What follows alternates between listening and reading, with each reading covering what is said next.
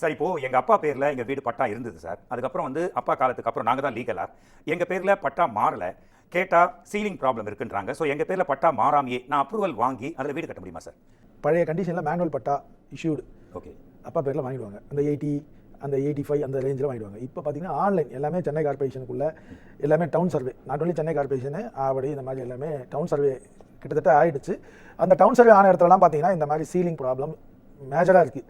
அதில் அவங்க வீடே கட்டி என்ன சார்? சீலிங்கிறது வந்து இவருக்கு இவ்வளோ இடம்ன்றது சீலிங் ஆக்ட்.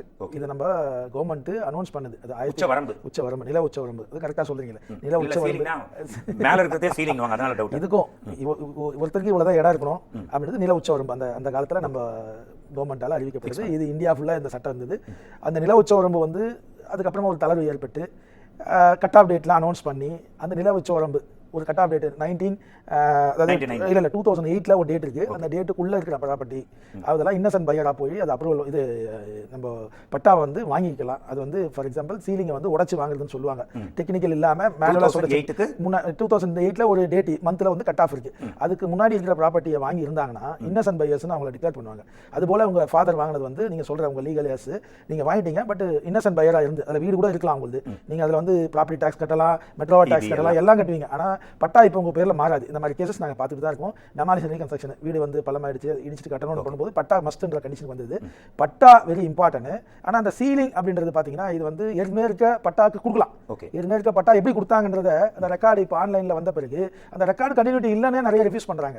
அதை யார் கேட்குறது, எப்படி கேட்குறது? ஏற்கனவே பட்டாவை பற்றி நம்ம பேசியிருக்கோம். ஆனால் 100% பார்த்தீங்கன்னா எக்ஸிஸ்டிங் ஓனர் பேரில் வீடு இருக்குது.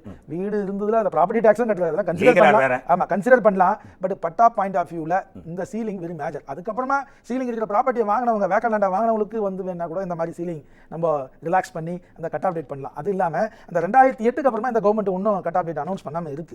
ஆனால் அது அனௌன்ஸ் பண்ணணும். ஏன்னா இன்னைக்கு பார்த்தீங்கன்னா அந்த சீலிங் ப்ராப்பர்ட்டியை வந்து அவங்க கவர்மெண்ட் பேரில் ரெக்கார்டு இருந்தாலும் அந்த பொசிஷன் வந்து கவர்மெண்ட் கிட்ட கிடையாது. எல்லாமே வந்து அவங்க என்ஜாய் பண்ணிட்டு இருக்காங்க, ஓனர்ஸ் அதை என்ஜாய் பண்ணுறாங்க. ஸோ அதுக்குள்ளே போய் கவர்மெண்ட் அவ்வளோ சீக்கிரமாக பண்ண முடியாது.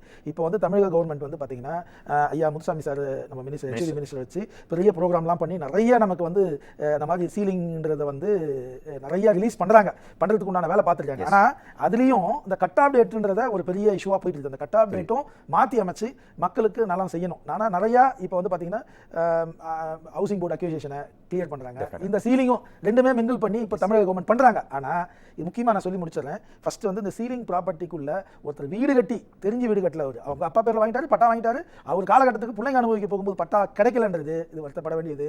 இதை கவர்மெண்ட் இந்த ப்ரோக்ராம் மூலியமாக இந்த கவர்மெண்ட்டுக்கு சொல்றதுனா 100% இதுக்கெல்லாம் ரிலாக்ஸேஷன் தரணும். வீடு இருந்து அவங்க வாழ்வாதாரமே போயிடும். சீலிங் எல்லாம் ரிலீஸ் பண்ணணும், கட் ஆஃப் டேட்டை ரிவைஸ் பண்ணி தரணும்.